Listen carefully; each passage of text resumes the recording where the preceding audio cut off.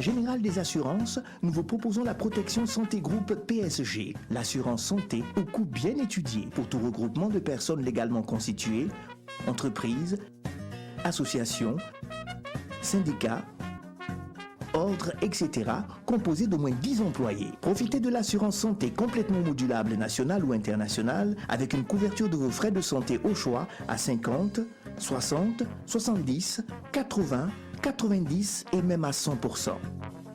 Hospitalisation, soins dentaires, soins optiques et encore plus. Pour tout type d'assurance, appelez-nous au 25 31 77 75 ou rendez-vous dans une de nos agences. Au groupe GA, on vous croit, on vous suit. Que de désolation lorsqu'une personne... L'avenir des antibiotiques dépend de nous tous. C'est le thème retenu cette année par l'OMS, l'Organisation mondiale de la santé, pour la campagne de sensibilisation sur la résistance aux antimicrobiens. Une semaine mondiale de sensibilisation au grand public qui se déroule du 18 au 24 novembre 2019 sur le bon usage des antibiotiques. La résistance aux antibiotiques atteint désormais des niveaux dangereusement élevés dans toutes les régions du monde. De nouveaux mécanismes de résistance apparaissent et se propagent dans le monde entier, compromettant notre capacité à traiter les maladies infectieuses courantes. Pour la plupart des infections comme la pneumonie, la tuberculose, le traitement devient plus difficile, voire impossible parfois, du fait de la perte d'efficacité des antibiotiques. Dans les pays où ils sont délivrés sans ordonnance pour l'homme ou l'animal, le problème de l'émergence et de la propagation des résistances est encore pire. Malgré l'existence de guides thérapeutiques normalisés, les antibiotiques sont prescrits de manière excessive par les agents de santé et les vétérinaires et surconsommés par le grand public. La résistance va au-delà de la santé humaine et animale car elle touche également l'agriculture et l'environnement. C'est dire que si nous ne prenons pas des mesures d'urgence, nous entrerons bientôt dans une ère post-antibiotique dans laquelle les infections courantes et les petites blessures seront à nouveau mortelles. Pour en parler ce soir, je reçois pour vous sur ce plateau Dr Lamouni Abibata Zerbo-Wermi. Elle est la directrice du laboratoire national d'élevage. Dr Oula Ibrahim Olivier Traoré, directeur de l'homologation des produits de santé et des essais cliniques à l'Agence nationale de régulation pharmaceutique. Et puis avec nous sur ce plateau, M. Boukari Kaboré, il est le directeur du laboratoire d'analyse de la qualité de l'environnement. Et puis M. Abdel Wahab Sawadogo. M. Sawadogo est le chef de service de la surveillance et des interventions phytosanitaires à la direction de la protection des végétaux et du conditionnement au ministère de l'Agriculture. Bonsoir madame, bonsoir monsieur et bienvenue sur ce plateau. Chers téléspectateurs, bonsoir, merci de nous suivre et participer à votre émission en appelant au 25 40 79 03. Docteur Traoré, qu'est-ce qu'un antibiotique? Qu'est-ce qu'un antimicrobien? Quelle est la différence entre les deux? Merci bien, Madame Daou. Et il faut déjà entendre par antibiotique une substance naturelle ou synthétique, en un mot, un médicament, utilisé contre les infections bactériennes. Et comment cet antibiotique agit, soit bloquer la croissance des bactéries ou même détruire la bactérie.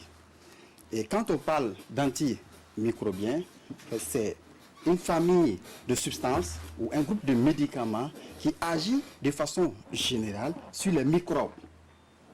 Vous verrez tels que les bactéries, les virus, les mycètes, à savoir les champignons, et également les virus.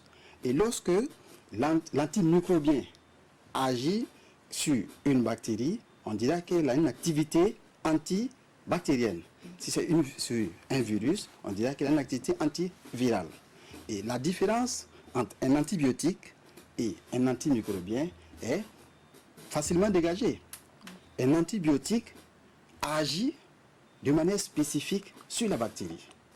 Par contre, pour les antimicrobiens, les antibiotiques peuvent agir soit la cause de la maladie. Si c'est une bactérie, on dirait un antibiotique.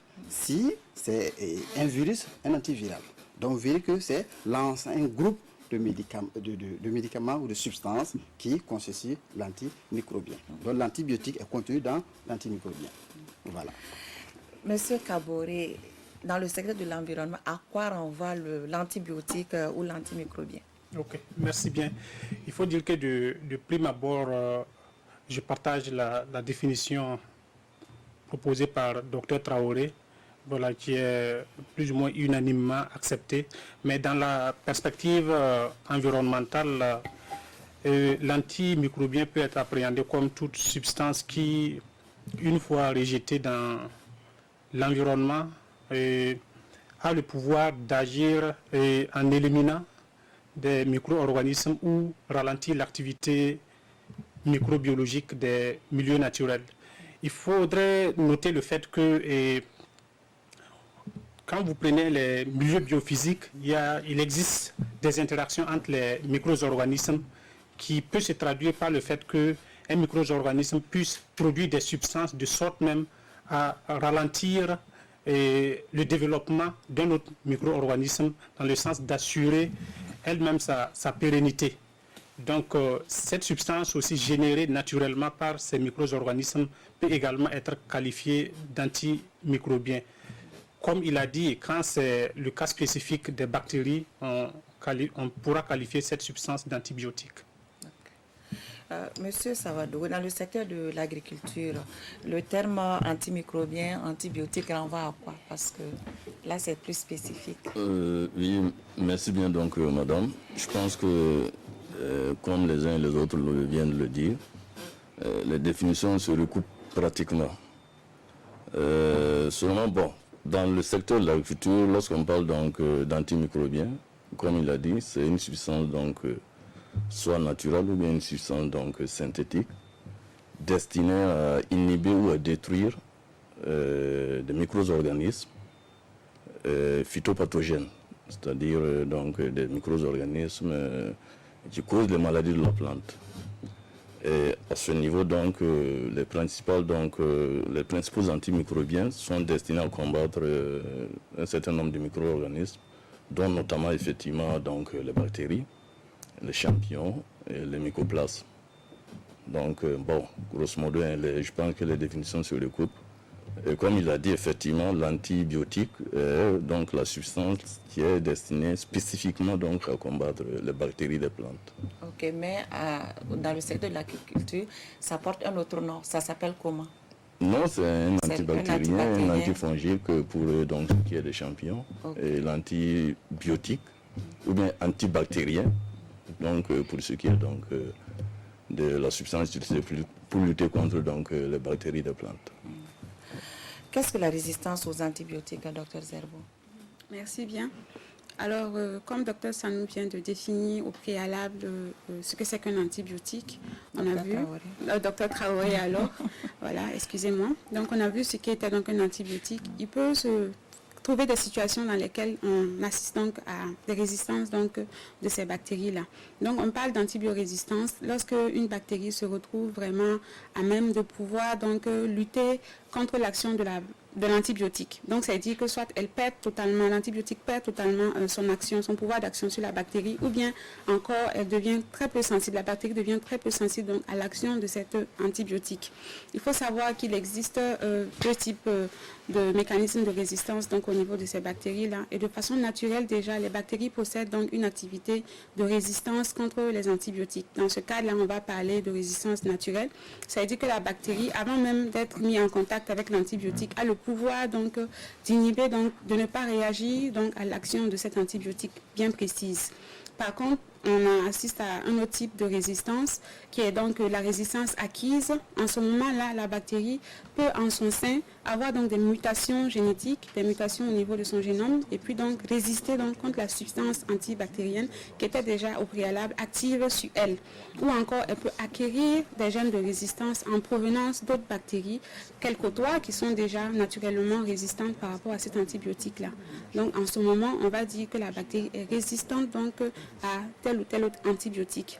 Mais de prime abord, il faut savoir qu'il y a plusieurs familles d'antibiotiques et un antibiotique agit spécifiquement sur une bactérie bien donnée. Donc, elles n'agissent pas forcément sur toutes les bactéries. Donc, il y a des familles et il y a des spectres d'action et également, cela est dû également à leur structure même chimique déjà en tant que maladie et en tant que médicament donc sur ces bactéries-là. Docteur Traoré, pourquoi la résistance constitue aujourd'hui une préoccupation?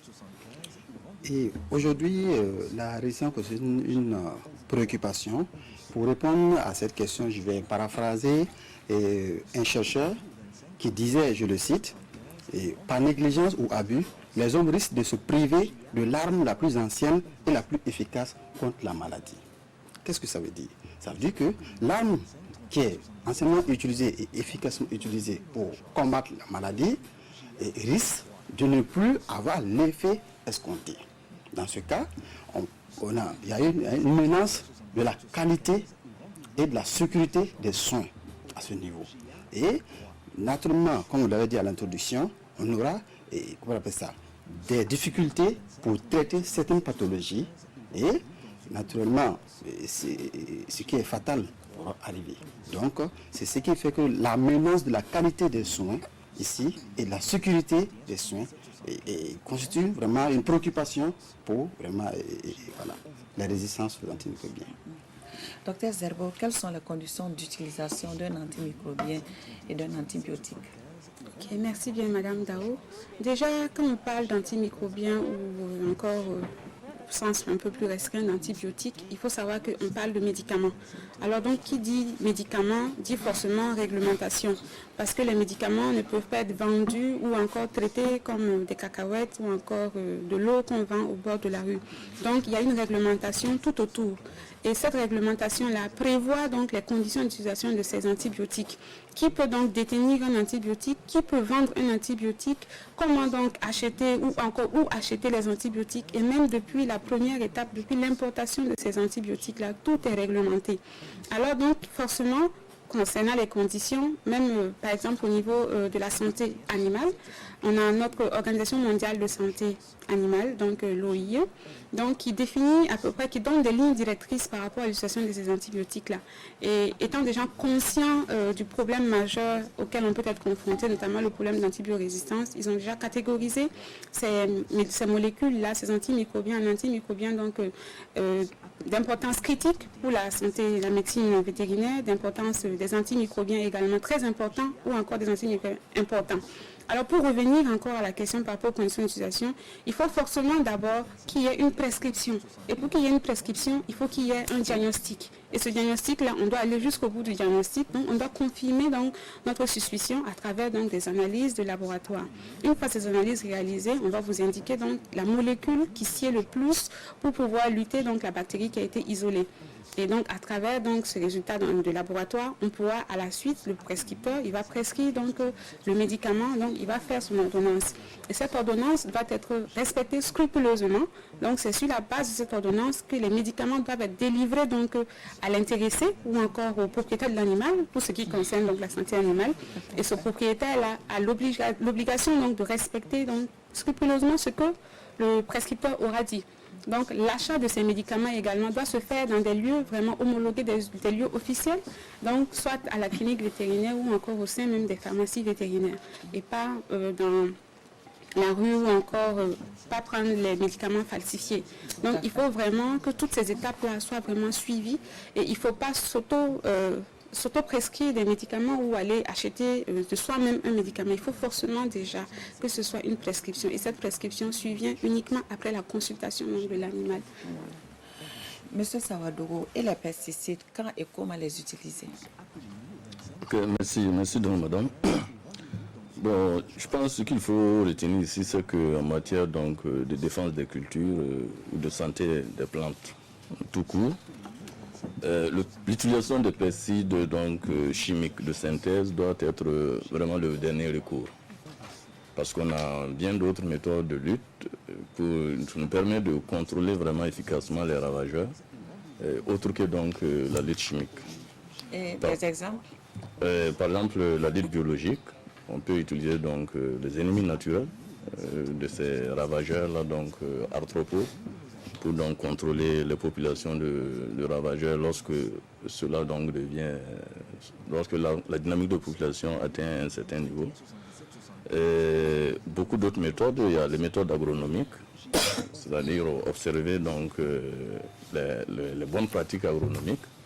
Il y a les méthodes donc culturelles, beaucoup donc d'autres méthodes autres que donc la lutte chimique. Mais lorsque effectivement donc la lutte chimique se trouve incontournable, alors il y a un certain nombre quand même de dispositions qu'il faut prendre. Et la première des dispositions, c'est quand même faire recours à des pesticides homologués, c'est-à-dire des pesticides dont on est sûr quand même de la qualité et donc des pesticides qui ont une traçabilité. Alors, il faut observer les bonnes pratiques phytosanitaires, donc utiliser des pesticides selon donc les normes définies donc par la FAO. Il faut éviter de traiter dans des milieux ou bien dans des endroits sensibles. Donc c'est tout un tas donc de mesures qu'il faut effectivement observer avant l'utilisation donc de ces pesticides. Sans oublier bien sûr donc la protection individuelle, donc pour assurer quand même une bonne qualité de traitement et puis la santé quand même de l'applicateur. La question de la résistance des bactéries aux antimicrobiens constitue un problème mondial de santé publique. Dans les pays en développement comme le nôtre, où le manque d'hygiène reste l'un des moyens de prolifération des bactéries, cette réalité associée à l'utilisation non contrôlée et peu réglementée des antibiotiques conduit à des problèmes de bactéries résistants aux antibiotiques. Ces antibiotiques sont aussi utilisés dans l'environnement sous forme de pesticides et leur utilisation irrationnelle conduit à la résistance des bactéries. Roger Bembamba, Ismaël Diloma, Sirima. Que de désolation lorsqu'une personne tombe malade du fait d'un germe qui résiste aux antibiotiques et aux antimicrobiens. La première angoisse est au niveau des médecins. Ils peuvent se retrouver très vite à court de solutions pour soulager le patient du germe qui le fait souffrir. Mais très souvent, il y a une autre stratégie qui constitue à associer quand même quelques antibiotiques pour espérer. Parce qu'on ne va pas laisser le patient mourir. Il faut trouver d'autres alternatives. Et l'alternative, très souvent, à défaut d'avoir les molécules de dernier choix, il faut donc faire des associations. Ces solutions sont très coûteuses et bon nombre de familles modestes au Burkina ne peuvent supporter les coûts. Pour certaines infections à bactéries multirésistantes, on va souvent jusqu'à des traitements qui peuvent coûter 100 000 francs par jour et cela pendant 2 semaines environ. Donc vous imaginez, c'est une des conséquences bien sûr de l'utilisation irrationnelle des antibiotiques dans notre contexte, pas seulement au Burkina Faso mais d'une manière générale en Afrique. De l'avis des spécialistes, il y a certains cas où les médecins sont impuissants parce que le germe résiste à tous les types d'antibiotiques connus. On est souvent dans des situations d'impasse thérapeutique parce que les patients ont développé des infections avec des bactéries qui sont résistantes à tous les antibiotiques. Donc pour ainsi dire, il y a des infections pour lesquelles il n'y a aucun traitement et malheureusement, l'issue est le plus souvent défavorable chez ces patients. Issue défavorable pour dire que le patient peut mourir parce qu'il n'y a aucun médicament pour le soigner. Face à de telles situations d'impuissance, professeur Ouedraogo préconise des actions en amont. Il faut prévenir. Et cette prévention, mettons l'accent sur l'hygiène. C'est pour ça, en milieu hospitalier, on pense que l'hygiène joue un rôle très très important dans la maîtrise donc des souches, de l'expansion donc des bactéries qui résistent aux antibiotiques. Si vous mettez l'hygiène en pratique, un germe qui était sur votre paillage ou bien sur votre table de soins, si vous avez nettoyé avant de commencer, vous voyez que vous n'allez pas le transporter et que vous allez le transmettre lors de la palpation ou de la consultation de votre patient. En plus de cela, il est conseillé à chacun d'éviter les utilisations exagérées et incontrôlées des antibiotiques.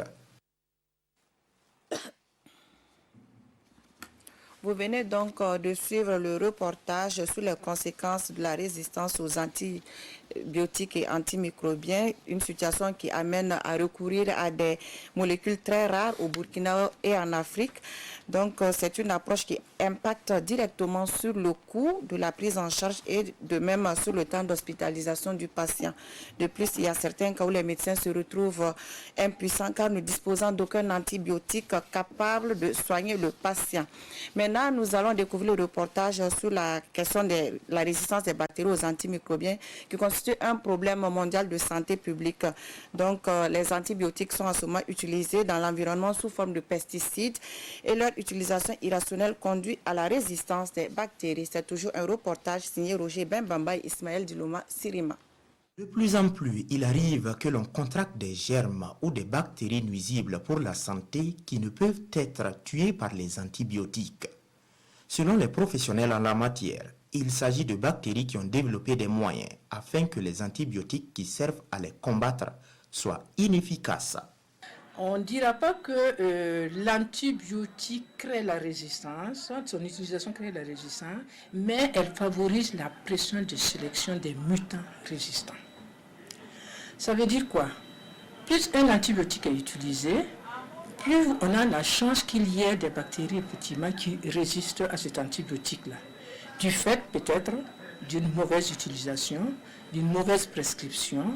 Et aussi du fait de l'automédication. Lorsque pour un rien, quelqu'un se met à prendre des antibiotiques, c'est comme s'il offrait un moyen aux bactéries de comprendre comment agit le médicament. Quand un antibiotique agit, c'est qu'il a pu effectivement toucher le germe. Et pour toucher le germe, il faut qu'il le pénètre. Et pour le pénétrer, il faut qu'il ait une porte d'entrée. Et ces portes d'entrée, il y a plusieurs types de portes d'entrée. Donc il y a des molécules qui peuvent passer par une certaine porte d'entrée et d'autres ne peuvent pas.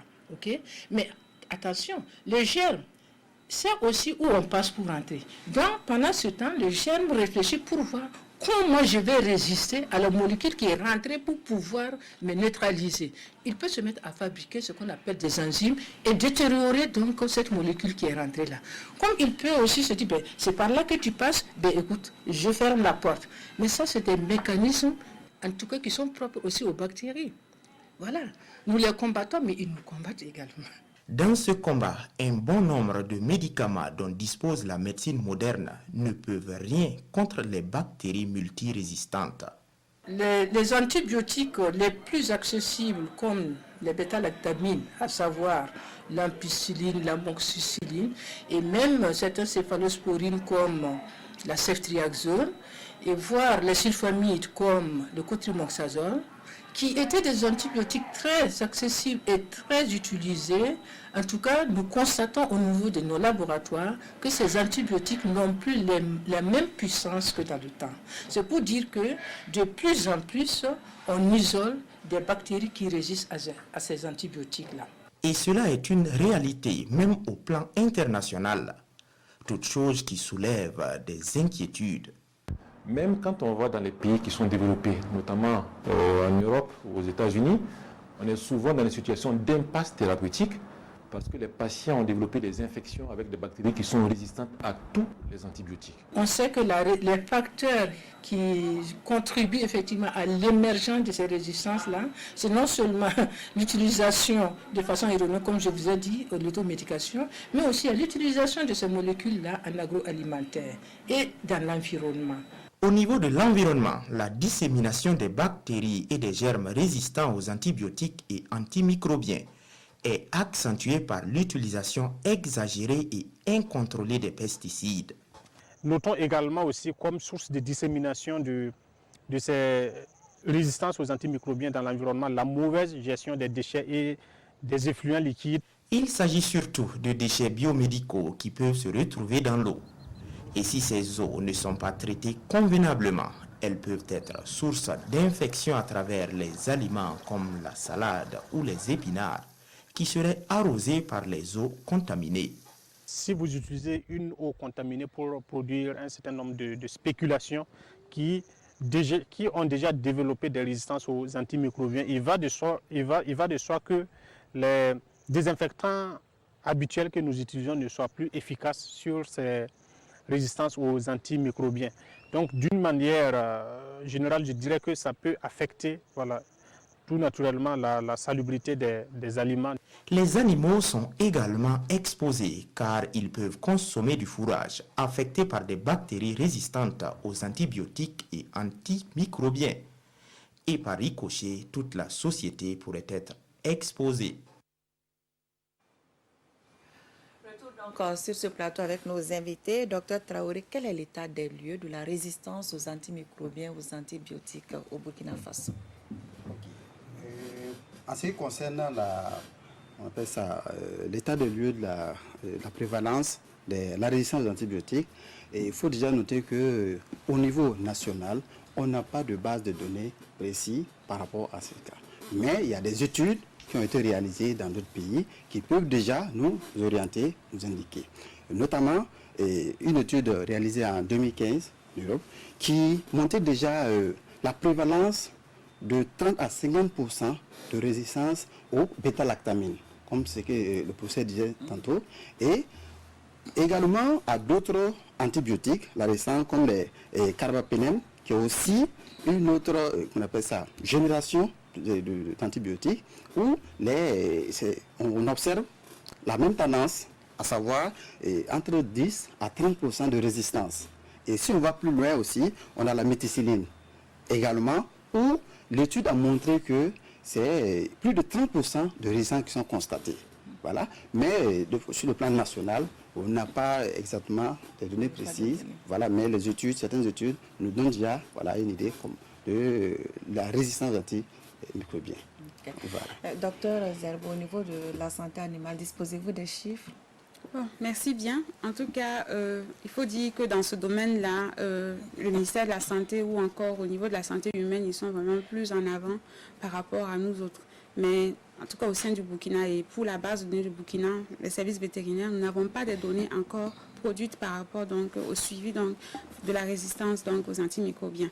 Mais il faut savoir que c'est un phénomène qui est réel de par même les différents reportages que vous avez vus, on peut imaginer donc l'ampleur de la situation. Nous n'avons pas de données certes, mais nous sommes en train de travailler là-dessus, d'un commun accord avec les labos au niveau du ministère de la Santé, puisque le laboratoire national de référence donc, pour la résistance aux antimicrobiens se situe à Bobo. Et ils ont donc organisé donc, ce système-là autour donc, des différents laboratoires sentinelles afin donc, de disposer de ces données-là. Donc nous sommes en cours donc, de production de ces données et du reste, il y a plusieurs études qui sont entreprises et d'autres projets qui vont être développés donc, dans ce sens-là pour produire ces données. Parce qu'on a beau le dire, tant qu'on n'a pas de chiffres pour pouvoir attester, on ne pourra pas convaincre donc, les bailleurs de fonds, on ne pourra pas convaincre les décideurs politiques pour qu'ils puissent nous accompagner dans ce sens-là. Donc c'est un travail qui est en cours de réalisation. Monsieur Kaboré, quelle est la perception de la résistance? On a vu dans le reportage, est-ce qu'au niveau de l'environnement, en matière d'environnement, quelle est la perception de la résistance? Ok, il faut se le dire, c'est ce que je disais en introduction, de par la sélection naturelle, les micro-organismes dans l'environnement développent naturellement des formes de résistance même pour assurer la pérennité de leur espèce. Notons que l'environnement demeure à la fois le réceptacle et le réservoir des résistances aux antimicrobiens. Et puis il y a un phénomène environnemental qu'il faut quand même souligner. Et des micro-organismes non résistants qui rentrent en contact avec des bactéries résistantes peuvent développer naturellement une résistance. Est-ce que vous avez des données? Bon, je rejoins le collègue des ressources animales parce que des trois secteurs, je dirais que c'est le secteur environnemental, pas le secteur environnemental, la surveillance microbiologique de l'environnement qui demeure véritablement à la traîne. En l'état actuel, nous ne disposons pas de base de données sur ces résistances aux antimicrobiens, mais nous espérons qu'avec les différentes initiatives, nous pourrons développer nos capacités et travailler en synergie afin que la production de ces données puisse être véritablement une réalité. Et la situation au niveau du secteur agricole, M. Sawadogo, j'espère que là-bas au moins peut-être qu'on a plus de chances d'avoir de données. Bon, c'est pas très évident. Ok, merci donc madame. Effectivement, bon, je pense, partant même de la définition donc de la résistance antimicrobienne, comme le docteur Traoré l'a dit, c'est donc la faculté acquise ou naturelle d'un micro-organisme donc comment on appelle ça, à échapper à l'action inhibitrice ou bien l'action de destruction d'un, comment on appelle ça, d'un antimicrobien. Dans le cas qui nous concerne, donc, c'est comment on appelle, l'antibactérien. Bon, il faut souligner que dans le secteur de l'agriculture, contrairement aux deux autres secteurs, nous faisons rarement appel en fait à ces formulations-là. C'est-à-dire ces substances-là, nous utilisons, ne représentent que moins de 20% de la masse donc, de pesticides utilisés pour la défense des cultures. Donc, vous voyez que c'est un secteur un peu à la traîne, comme on appelle ça, c'est des méthodes de lutte un peu à la traîne. Mais, parce que vous n'avez pas besoin de ça, vous avez d'autres moyens plus efficaces. Bon, un certain nombre d'éléments, de facteurs en fait expliquent cela, dont justement, comment on appelle ça, le niveau, l'importance relativement faible donc comment on appelle, des maladies phytopathogènes, si bien que bon, nous n'avons pas effectivement d'études pour documenter en fait cette situation-là. Par contre, pour ce qui est donc des ravageurs arthropodes, des insectes, nous avons des cas effectivement de résistance aux pesticides. Vous prenez le cas par exemple de la chenille légionnaire, qui est apparue en 2017 donc, au Burkina, qui est venue déjà avec une résistance à une certaine famille donc, de pesticides, les pyrithroïdes de synthèse, qui sont avérés inefficaces, totalement inefficaces donc, contre cette chenille.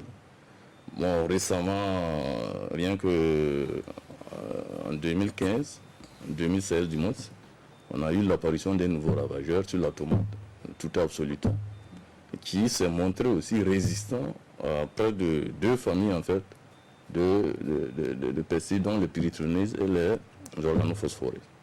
Donc, dans ce domaine-là, effectivement, ça se vit.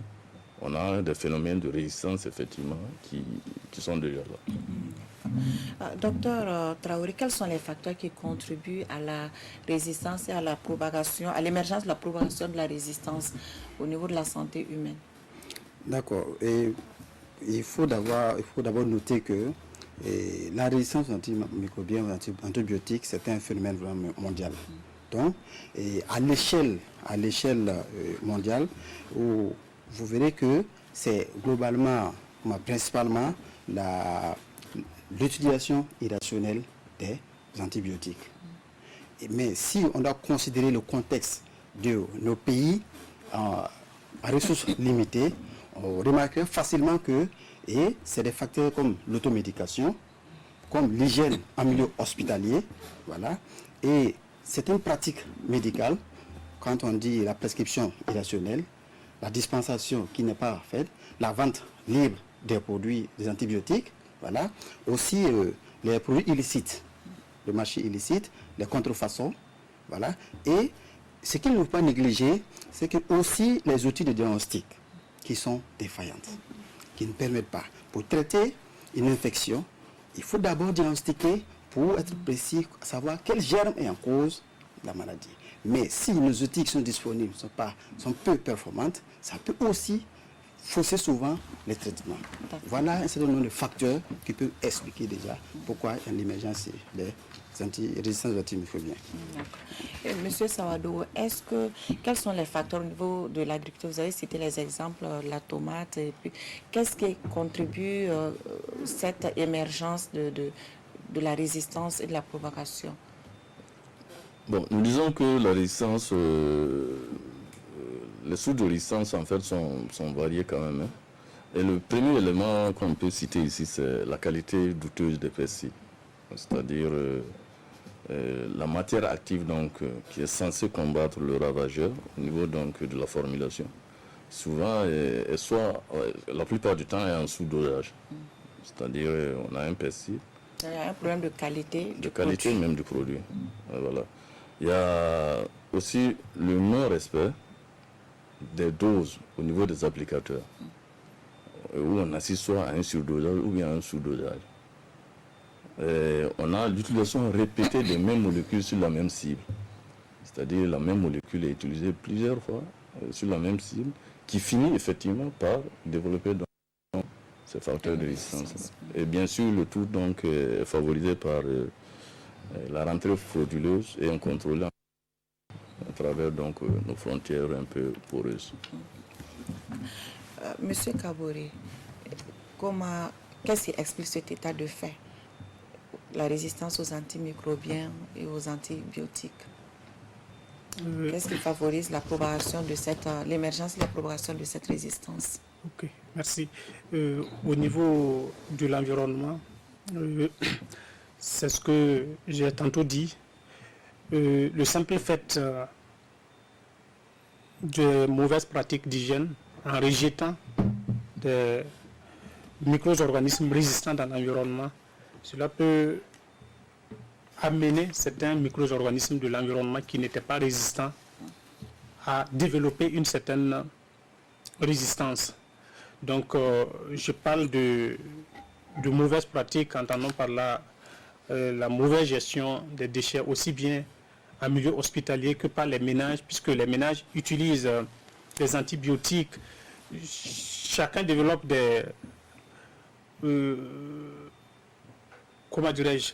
contracte des résistances aux antimicrobiens que nous transmettons aux différents déchets que nous générons au quotidien. Si nous ne gérons pas rationnellement ces déchets, donc ça peut être source d'injection de ces résistances aux antimicrobiens dans l'environnement. Également aussi la mauvaise gestion des eaux résiduaires, aussi bien industrielles, hospitalières, que des eaux résiduaires urbaines, sont source de contamination de l'environnement par ces résistances aux antimicrobiens. Ça pourrait étonner, mais l'utilisation même incontrôlée d'un certain nombre de substances chimiques, parce que de nombreuses études ont démontré le fait que la contamination des milieux environnementaux par certains métaux lourds, comme le cadmium, le mercure et autres, contribue au développement d'un certain nombre de formes de résistance dans l'environnement.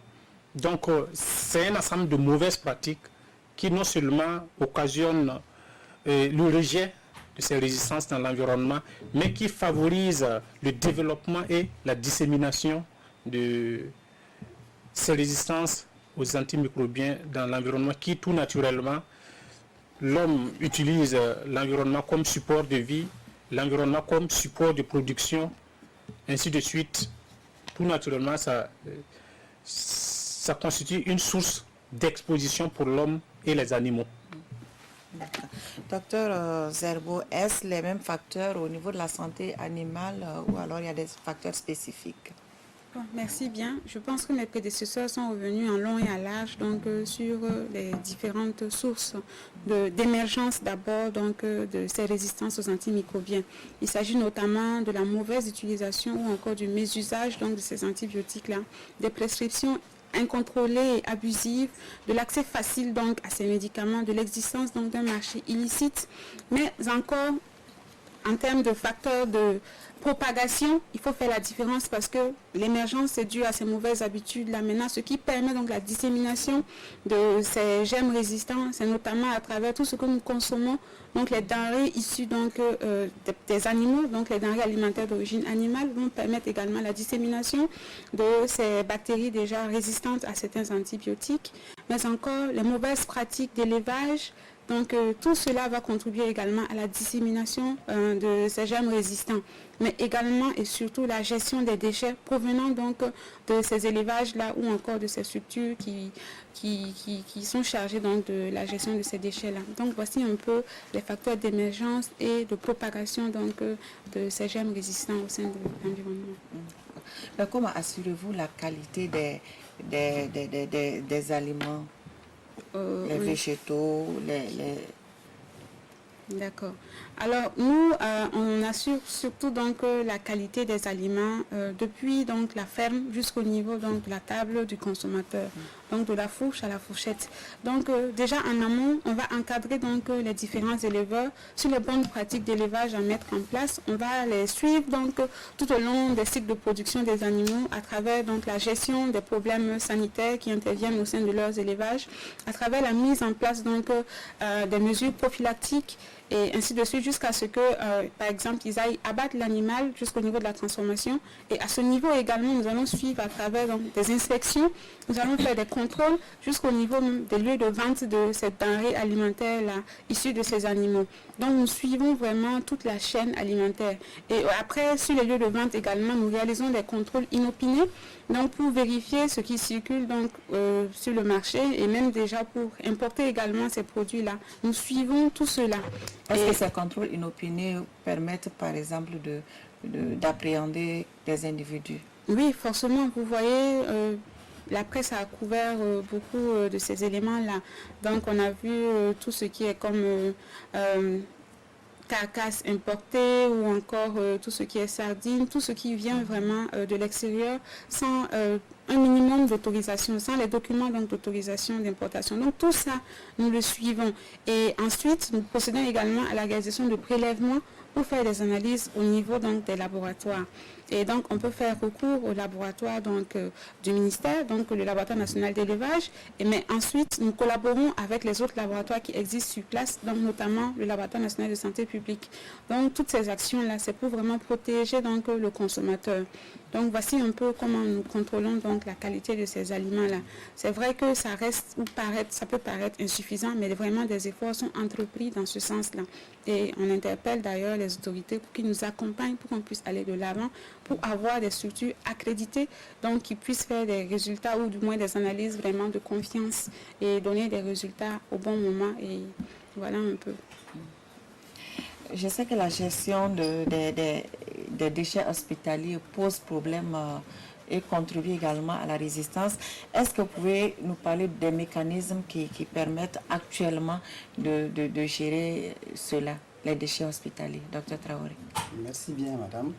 Et en parlant de la gestion des déchets en milieu hospitalier, il faut déjà retenir que c'est un ensemble de processus qui va d'abord du tri des déchets, voilà, parce que le tri est fait en fonction de la nature des déchets. On a des déchets qui sont tranchants, des déchets voilà, solides, des déchets liquides, voilà, des déchets très dangereux. Voilà, donc le tri est fait d'abord à ce niveau. Et après, on a qu'on appelle le stockage qui est fait avant d'acheminer vers le site de traitement et d'élimination. Mais le traitement peut se faire sur site. Comme je l'ai dit, en fonction de la dangerosité du déchet, le traitement peut se faire sur site. Et pour le traitement, vous avez soit la décontamination, la désinfection, voilà, qu'on appelle l'incinération, la stérilisation, et aussi des cas d'enfouissement ou des cas qu'on appelle ça, de déchets vraiment très dangereux. Voilà, je disais tantôt que c'est un ensemble de processus, mais on peut aller juste à l'action précise, comment il faut d'abord gérer ces déchets, comment il faut... Est-ce que c'est bien géré? Est-ce qu'il n'y a pas... c'est bien fait? C'est fait dans les règles de l'art? Parce qu'il y a l'environnement qui est là. Oui, effectivement, c'est ça qui pose problème. C'est vrai qu'il y a ce qui est décrit, voilà, le processus est vraiment bien décrit, oui, et la réalité est tout autre. Pour dire honnête, on n'arrive toujours pas à respecter ces procédures, et raison pour laquelle vous trouvez souvent des déchets, même vous fréquentez nos hôpitaux, vous allez constater vraiment des déchets qui ne doivent pas être là où ils sont, et qui sont source même d'infection nosocomiale. Voilà. D'accord. Monsieur Sawado, les déchets agricoles, il n'y a pas de souci, c'est bien la gestion. Quels sont les mécanismes de gestion? Bon, on dispose quand même d'un mécanisme. Mais bon, pour ce qui est de l'agriculture, il s'agit plutôt de ce qu'on appelle le pesticide obsolète. Le pesticide obsolète. Et le ministère quand même dispose d'un certain nombre le texte réglementaire qui encadre un peu la gestion donc, de ces pesticides obsolètes-là. Bon, par pesticides obsolètes, il faut entendre donc les pesticides périmés, les pesticides dégradés, les pesticides non homologués, et les pesticides dont l'emploi, par exemple, l'utilisation exige un équipement spécifique dont on ne dispose pas. Donc, ces pesticides-là sont gérés au niveau donc, de la direction de la protection des végétaux et du conditionnement, du ministère de l'Agriculture. C'est vrai que, bon, c'est la gestion, la meilleure des gestions, c'est la destruction, à travers donc un dispositif d'incinération quand même suffisamment sophistiqué, parce que pour détruire généralement les molécules de pesticides, il nous faut aller vers les températures cherchant entre les 900 et 1000 degrés. On voit que c'est un dispositif assez particulier et malheureusement dont on ne dispose pas. Par contre, on a un centre donc de décontamination des contenants vides. C'est-à-dire on décontamine donc les contenants avant donc de les utiliser généralement comme bac à ordures ou bien pour les recycler donc, dans un autre domaine. Bon, pour ce qui est donc de la gestion de ces pesticides obsolètes, là, je pense que c'est ce dont on dispose comme arsenal actuellement. Mais il y a donc un projet sous-régional financé par la FAO et puis le SILS qui donc a pour objet du moins l'élimination des pesticides obsolètes et des POPs, les polluants organiques donc persistants. Et je pense que dans le cadre de ce projet-là, alors nous procédons déjà à la collecte des contenants vides et des pesticides obsolètes pour une destruction donc probablement vers l'Europe. Docteur Zerbo, on va parler des déchets au niveau du secteur de l'élevage. Comment ça se passe? Ok, alors bon, il y a vraiment des mécanismes de gestion qui sont en cours de développement et je tiens à préciser qu'il faut faire la part des choses entre les déchets provenant donc peut-être des abattoirs et ceux provenant des élevages et ensuite ceux provenant donc des pharmacies vétérinaires ou encore des laboratoires. Donc les déchets biomédicaux, les déchets des abattoirs et puis les déchets des élevages individuels. Donc au niveau donc des abattoirs, il y a un projet qui est en cours d'exécution qui traite notamment des biodigesteurs pour pouvoir utiliser donc les déchets issus notamment ceux du contenu gastrique de ces animaux-là pour produire donc du biogaz. Et un exemple, au niveau donc de l'abattoir frigorifique de Ouagadougou, si ce n'est déjà fait ou c'est en cours de réalisation, il était prévu en tout cas la construction donc de ce grand biodigesteur-là pour pouvoir utiliser, valoriser en tout cas les déchets provenant donc du contenu gastrique de ces animaux abattus au sein de cet abattoir. Donc je pense que cet exemple peut être dupliqué au sein des autres abattoirs. Maintenant, en ce qui concerne les déchets produits à l'échelle individuelle au sein des élevages, bon, j'ai ma petite ferme, j'ai ma petite exploitation, bon, j'ai des fientes de ces poulets ou encore des déjections. Je vais utiliser pour amender mon sol à l'arrière de ma cour, par exemple, pour produire des tomates ou encore, en tout cas, faire des cultures pour pouvoir utiliser ou encore les vendre. Donc, vous voyez un peu la problématique. Et maintenant, en ce qui concerne les déchets biomédicaux, en tout cas, partout où il y a les laboratoires régionaux d'élevage ou encore où il y a les laboratoires, en tout cas, la majorité de ces laboratoires-là et même le laboratoire national d'élevage disposent donc des incinérateurs. Maintenant, pour les rendre fonctionnels, donc pour pouvoir incinérer donc, les déchets provenant donc, de notre travail quotidien. Donc, voici un peu comment est-ce qu'on gère ces déchets-là. Mais je ne dis pas que tout est parfait. Il y a vraiment des insuffisances qui sont là. Et il y a des projets tels que par exemple le PRAPS, donc le projet régional d'appui au pastoralisme dans le Sahel, qui est en train de construire des postes vétérinaires et il les aménage directement, il construit en même temps des incinérateurs à côté pour faciliter donc la gestion de ces déchets-là. C'est pour dire que nous avons vraiment pris conscience de la place de ces déchets-là dans la propagation donc des résistances aux antimicrobiens. Parce que comprenez bien qu'il s'agit là d'un cycle infernal. Donc les animaux, ils disposent en leur sein de bactéries multirésistantes. Ils vont donc rejeter ces bactéries multirésistantes dans l'environnement. Et c'est dans l'environnement, on produit, comme mon voisin l'a dit tantôt, des salades, des tomates qui vont être livrées à la consommation de l'homme. Et l'homme va encore ingérer ces bactéries-là, ensuite les rejeter avec d'autres bactéries et les animaux vont venir. Et donc c'est un cycle infernal. Donc on a vraiment intérêt à gérer tous les aspects qui tournent autour donc, de cette problématique de résistance aux antimicrobiens. Monsieur Kabori, il y a les déchets industriels, les déchets de l'élevage, ceux de la santé humaine, ceux de l'agriculture. Tout ça réuni, vous qui êtes dans l'environnement, comment vous arrivez à gérer tout ça pour que le cycle infernal qui est déjà en marche puisse être freiné? Ok, merci bien. Je le disais tantôt dans les coulisses, nous ne sommes pas utilisateurs des matières, mais bon, on intervient en pompier pour gérer un peu les conséquences. Bon, avant même d'aborder peut-être la question, je vais peut-être apporter une petite précision par rapport à la perception des déchets. Voilà, du point de vue environnemental, nous, on appréhende le déchet comme tout résidu de matière ou de substance, qu'il soit de nature solide, liquide ou gazeux. Voilà, parce que souvent quand on dit déchets, les gens voient ce qui est solide. Même les particules gazeuses que voilà, nous rejetons du point de vue environnemental peut être considéré comme un déchet. Ce qui est important, c'est que ces résidus qui sont de nature solide, liquide ou gazeux peuvent être soit abandonnés ou destinés à l'abandon.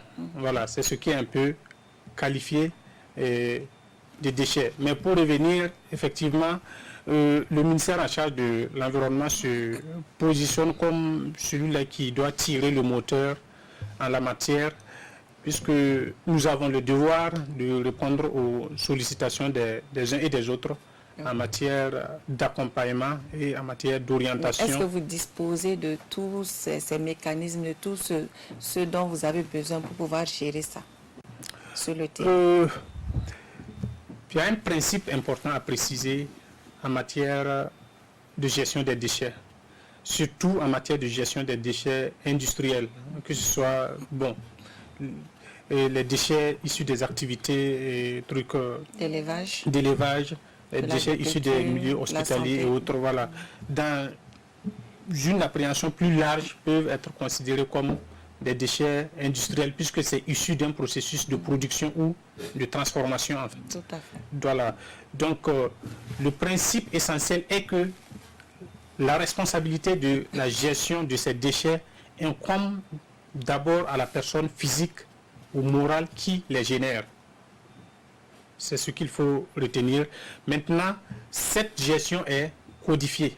En fait, pour tout opérateur public ou privé qui souhaite s'investir dans la gestion des déchets, que ce soit pour son propre compte ou au profit d'autres organismes, devra bénéficier d'une autorisation. C'est-à-dire c'est le canal par lequel nous, on contrôle quel est le procédé d'élimination qui sera mis en place. Est-ce que le procédé d'élimination qui est mis en place respecte les normes environnementales en la matière? Il a tantôt parlé de l'incinération des déchets issus des centres de santé et des déchets issus des activités agricoles. Les déchets issus des centres de santé, quand vous voulez les incinérer, dans le décret qui les réglemente, la température même de démarrage de l'incinérateur doit être d'au moins 800 degrés Celsius. Voilà. Donc, c'est un ensemble de dispositions qu'on s'assure que, ou de capacités qu'on s'assure que la personne qui souhaite les éliminer dispose avant d'autoriser. Quand cela ne tienne, il y a des déchets industriels dont la nature est assez spécifique.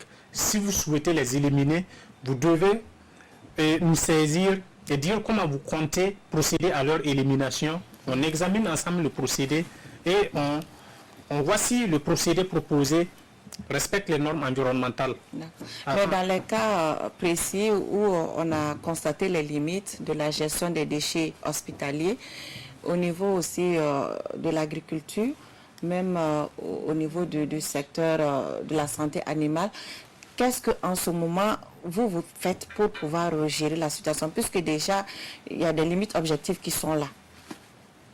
Tout à fait. Il y a des limites objectives. En venant comme sapeur-pompier, qu'est-ce que vous arrivez à faire? Vous disposez de quoi pour pouvoir gérer ces déchets? C'est ce que je vous ai dit Notre rôle, c'est beaucoup plus un rôle de conseil. Le ministère en charge de l'environnement n'a véritablement pas pour vocation de disposer d'infrastructures, mais par contre, nous accompagnons les communes à se doter d'infrastructures appropriées pour la gestion des déchets. Elle a tantôt parlé de l'enfouissement des déchets. Par exemple, quand vous prenez le centre de traitement et de valorisation des déchets de la ville de Ouagadougou, le CTVD, il y a des cellules spécialement aménagées pour les déchets dangereux. Il y a des cas de figure où ces déchets dangereux peuvent, nous orientons les gens à les amener là-bas pour enfouissement. Mais de plus en plus, nous capitalisons un réseau d'entreprises privées qui s'investissent dans le domaine où, quand on est saisi, on réoriente les intéressés vers ces entreprises privées qui de plus en plus investissent en développant des capacités pour prendre en charge un certain nombre de déchets. Découvrons à présent les questions des téléspectateurs. C'est avec Viviane Tiendrebeu.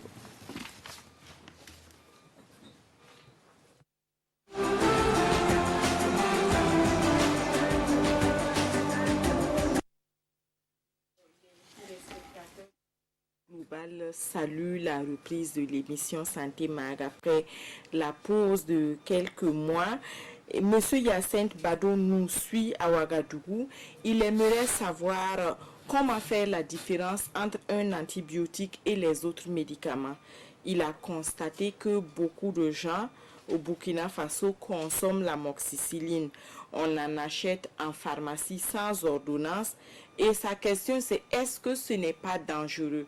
Quand on parle d'antibiorésistance, est-ce qu'il ne faut pas sensibiliser les pharmacies également pour qu'on ne vende plus ces médicaments-là sans ordonnance? Son autre question, c'est quelles sont les conséquences de cette utilisation abusive des antibiotiques? Monsieur Silga Tassere est à Ouagadougou. Il a travaillé dans une ferme où il a constaté qu'on donnait un cocktail d'antibiotiques aux poulets.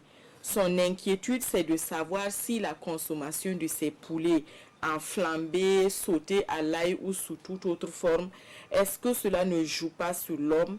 Est-ce que la consommation de ces poulets-là la consommation ne va pas faire que les consommateurs développent des antibiorésistances? DT Salif, il est à Combisserie. Il dit qu'il souffre d'une maladie de dos qui est très invalidante pour lui. Il a souvent mal aux pieds et ça picote, ça brûle de fois. Et les professionnels qui l'ont consulté lui ont dit qu'il souffre au niveau des lombaires sacrés L4 et L5. Malgré les antibiotiques qu'il prend sur ordonnance et qui coûtent très cher selon lui, il ne voit aucune amélioration dans sa santé. Et il ajoute que, en fait, dans leur famille, il y a beaucoup de cas de ces maladies-là. Et est-ce qu'il faut comprendre qu'eux, ils développent des antibiorésistances s'ils prennent les antibiotiques et qu'il n'y a pas d'amélioration du point de vue de la santé? Madame Asset Hassana nous a appelé de Wayugia. Elle dit qu'elle a l'habitude de soigner ses rhumes avec des antibiotiques. Elle précise qu'elle souffre de rhume au moins 10 fois dans l'année. Et récemment, quelqu'un de son entourage lui a dit qu'elle risque de développer des antibiorésistances en continuant à soigner ses rhumes avec des antibiotiques. Sa question, c'est est-ce que c'est vrai d'abord? Et qu'est-ce qu'elle risque en fait sur le plan de la santé? Monsieur Amadou Sourabier, suisse Santé Maga Banfoura, il a plusieurs questions. Quel est l'impact d'un traitement à long terme par antibiotiques sur l'organisme? Et est-ce qu'il y a un âge limité où on ne doit pas prendre les antibiotiques, soit qu'on est trop petit, nourrisson ou trop âgé? Monsieur Raogo Moïse est à Puitenga. Il salue le choix du thème, mais son inquiétude, c'est comment lutter contre les antibiorésistances dans un contexte où il y a une prolifération des médicaments de la rue. Et dans ces médicaments de la rue, on ne sait pas qu'est-ce qui est antibiotique, qu'est-ce qui est anti-inflammatoire, qu'est-ce qui soigne quoi. Bon, puisque le vendeur lui-même, il prescrit, il vend, et puis voilà. C'est tout pour la première partie des questions des téléspectateurs d'aujourd'hui. Merci, Viviane.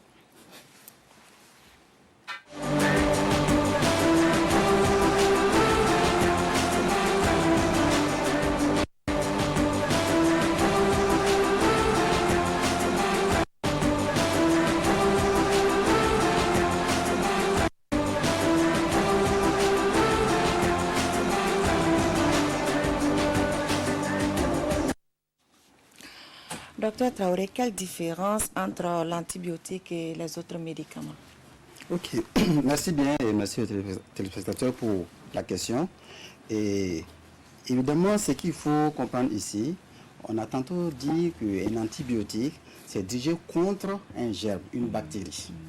Par contre, pour les autres médicaments, vous aurez par exemple un antalgique qui sera utilisé pour la douleur, un anti-inflammatoire, voilà, pour l'inflammation, voilà, et voilà, un antiparasitaire lorsque c'est un parasite qui est à l'origine, par exemple, de l'infection.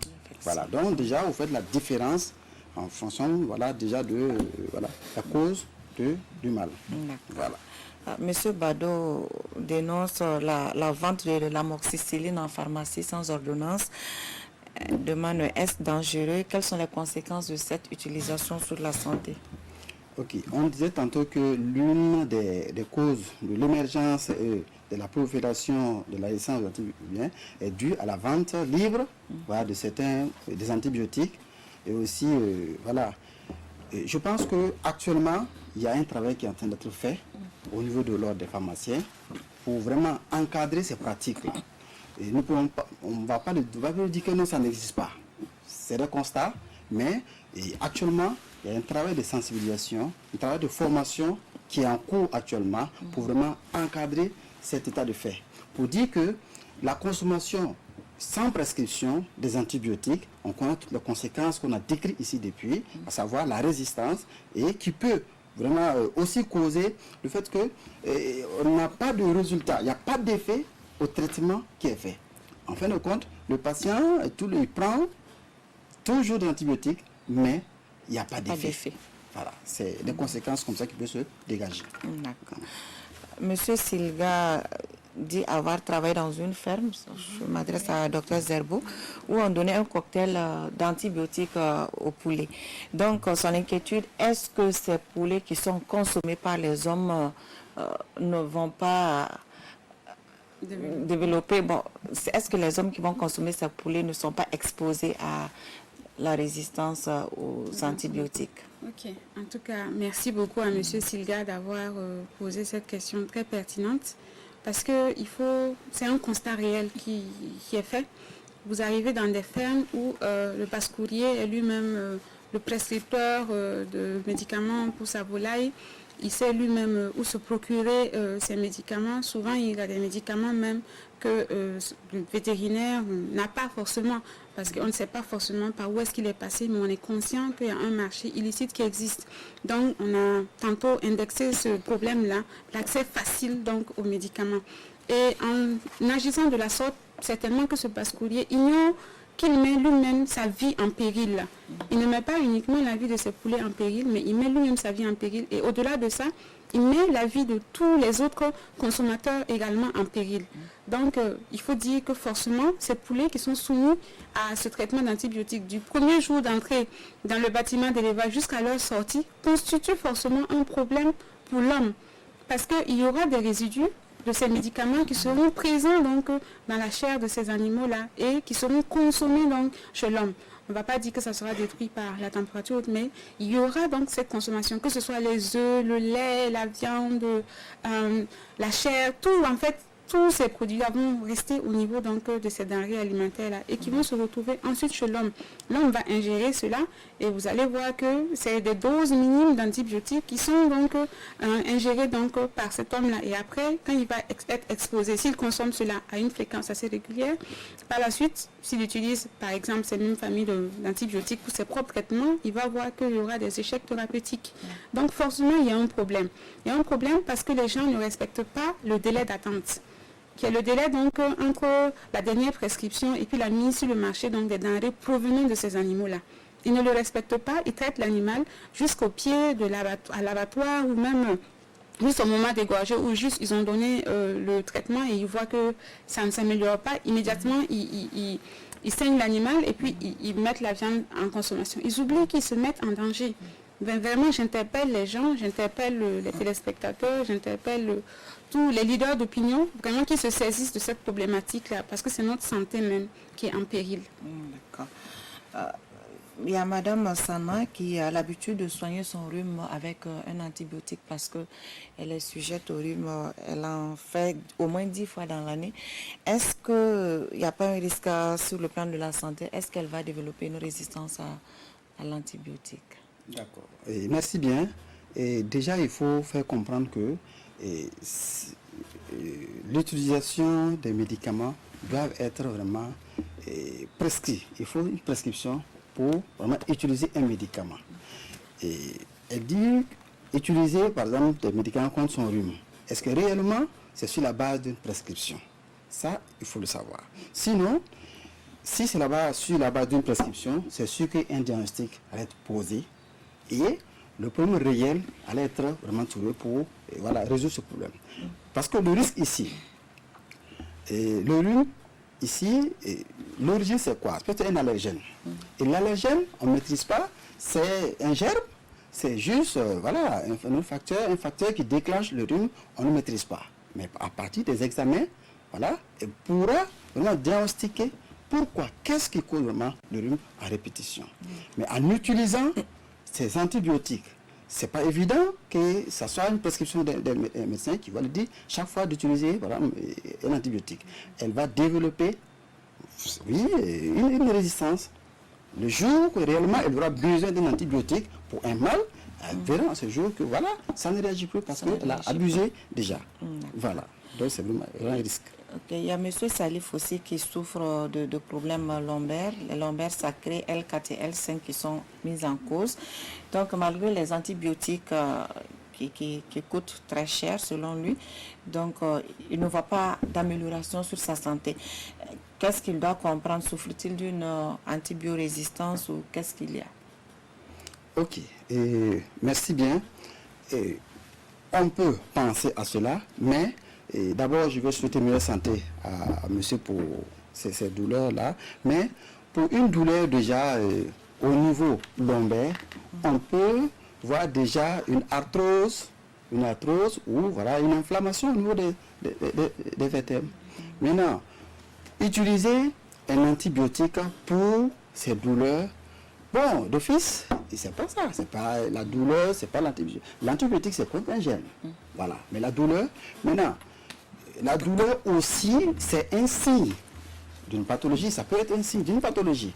Certainement, s'il y a une infection au niveau qui cause la douleur, ça peut justifier l'utilisation de ces antibiotiques. Mais je peux comprendre ici que il a certainement, je ne confirme pas, certainement, il a utilisé d'abord des antibiotiques pendant longtemps qui n'ont pas répondu. Et au diagnostic maintenant, on a découvert que c'est une arthrose lombaire. Et maintenant, les antibiotiques qu'on utilise ne répondent plus. C'est possible. Voilà. Mais ce qu'on peut déjà le conseiller, c'est toujours approcher les médecins, les spécialistes, surtout en traumato, en orthopédie et consorts, pour voir réellement quelle est la cause et limiter vraiment non seulement la consommation des médicaments et aussi la dépense, parce que c'est vraiment coûteux pour chaque fois traiter et on n'a pas de résultat.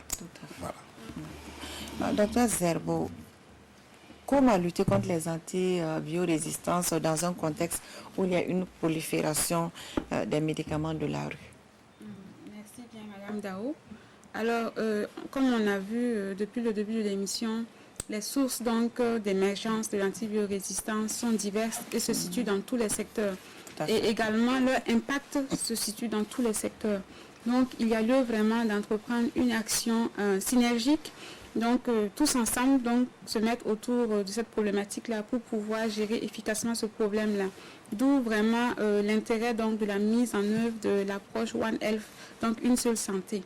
Donc, elle n'est pas deux, elle n'est pas multiple, la santé, elle est unique. Donc, tout ce que nous faisons comme action, c'est toujours pour concourir à la santé de l'homme.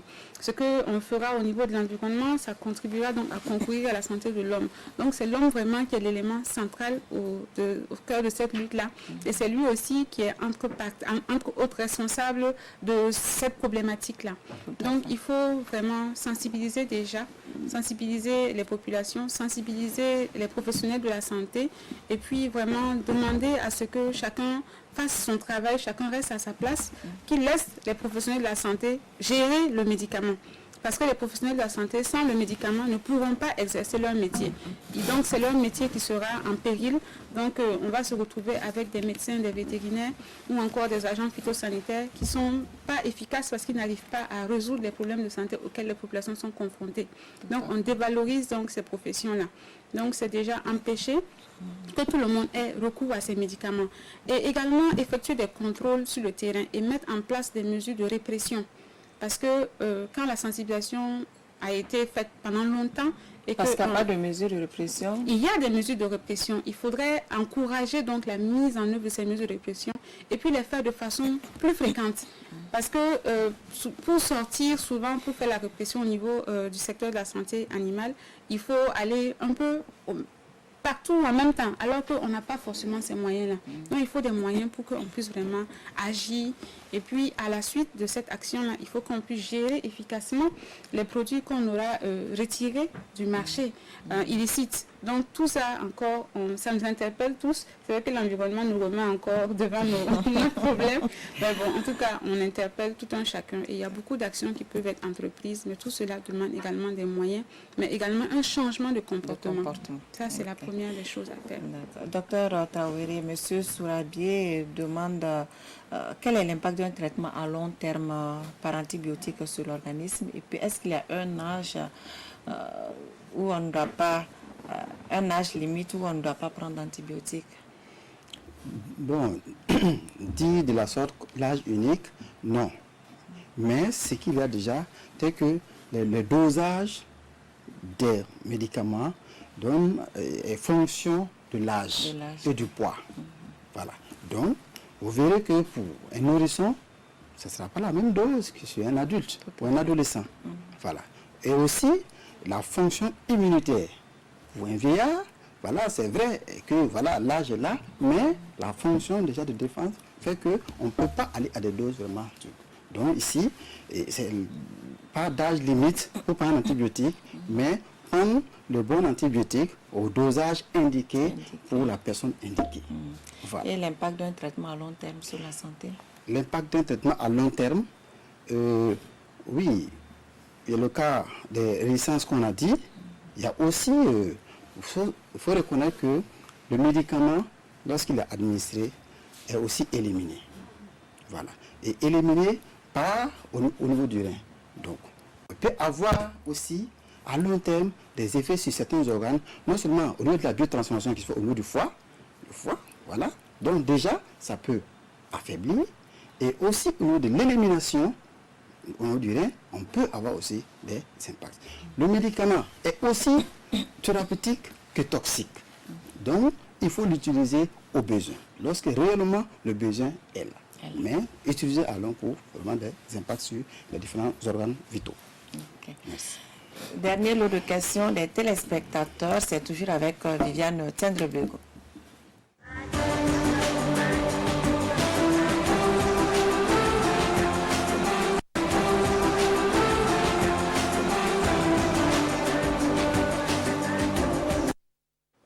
Alors, Madame Lalogo Nezerbo Aïcha nous suit à Yaba. Elle constate avec vous que l'utilisation des antibiotiques est faite de façon irrationnelle. Elle veut connaître les facteurs qui accélèrent la résistance des bactéries aux antibiotiques et aux antimicrobiens. Madame Yvette Traoré nous a appelé du bureau du Lasso. Elle a constaté que plusieurs fois, la prise des antibiotiques donne des nausées et fatigue le malade. Est-ce que ce sont des signes d'antibiorésistance qui doivent alerter les malades et leurs familles? Madame Alice Ouedraogo, elle passe souvent derrière le canal qui est juste, qui jouxte l'hôpital Yalgado à Ouagadougou. Elle constate qu'il y a des maraîchers là-bas qui utilisent les eaux très usées pour la culture des légumes et autres salades, des eaux qui proviennent souvent de l'hôpital Yalgado. Et dans un contexte où on parle d'antibiorésistance, est-ce qu'il ne faut pas interdire tout simplement la culture, la maraîchiculture particulièrement en ces endroits-là, puisque les légumes vont atterrir dans nos assiettes? Et comment vérifier la provenance de nos salades et puisqu'on ne peut pas le faire, est-ce qu'il faut consommer la salade qui est cultivée en ces lieux-là quand on sait que ça vient de là-bas, ou est-ce qu'il faut carrément se passer de salade pour éviter de contracter certains microbes antibiorésistants? C'est tout pour les questions des téléspectateurs d'aujourd'hui.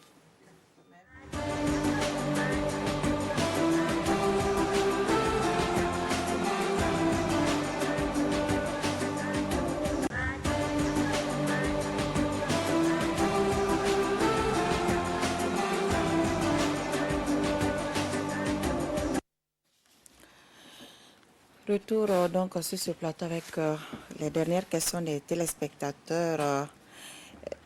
Est-ce que c'est le fait de développer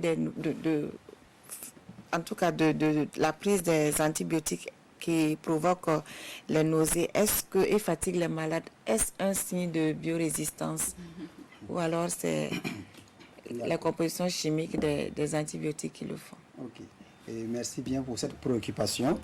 Et ce qui a noté déjà, l'information autour du médicament. Et ça, c'est aussi l'un des rôles aussi de nous, prescripteurs ou dispensateurs de médicaments, de pouvoir expliquer aux malades que bien que le médicament que tu prends pour te soigner a aussi des effets, on appelle des effets secondaires. Voilà. Donc, ces effets secondaires, il y a lieu aussi de donner cette information aux patients. En prenant tel médicament, voilà les effets secondaires qui peuvent se développer. Donc dans ce cas, ce n'est pas un cas de résistance aux antibiotiques, mais un cas d'effet secondaire qui est peut-être connu du médicament. D'accord. Voilà. Monsieur Kaboré, les maraîchers-culteurs qui sont derrière l'hôpital Yalgado, est-ce qu'il va falloir interdire la production de la salade et des légumes avec les eaux très usées de Yalgado, ou alors qu'est-ce qui est fait pour assurer les populations de la qualité de ces produits qui viennent de ces maraîchers? Ok, merci. Je remercie le téléspectateur pour sa question.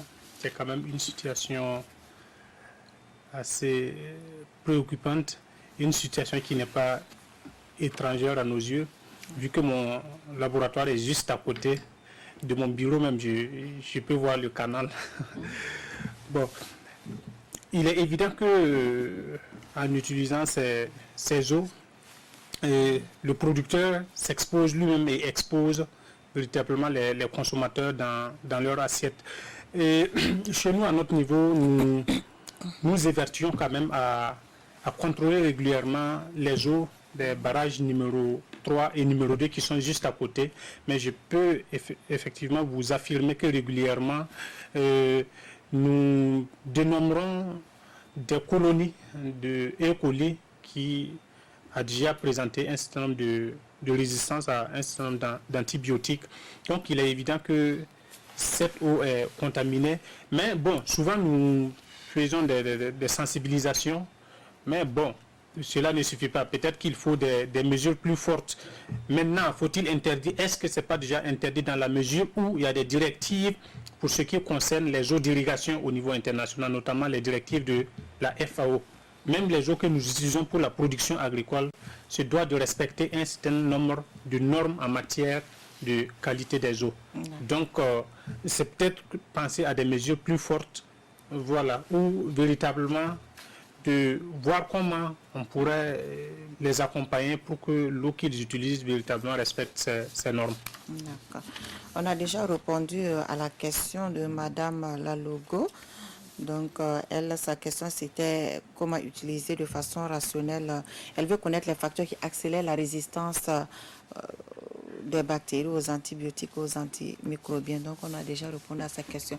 Nous sommes à la fin de cette émission. Donc, c'est vrai que c'est la campagne de sensibilisation pour le bon usage des antibiotiques et des antimicrobiens. Donc, Dr Traoré, pour terminer. Ok, merci bien.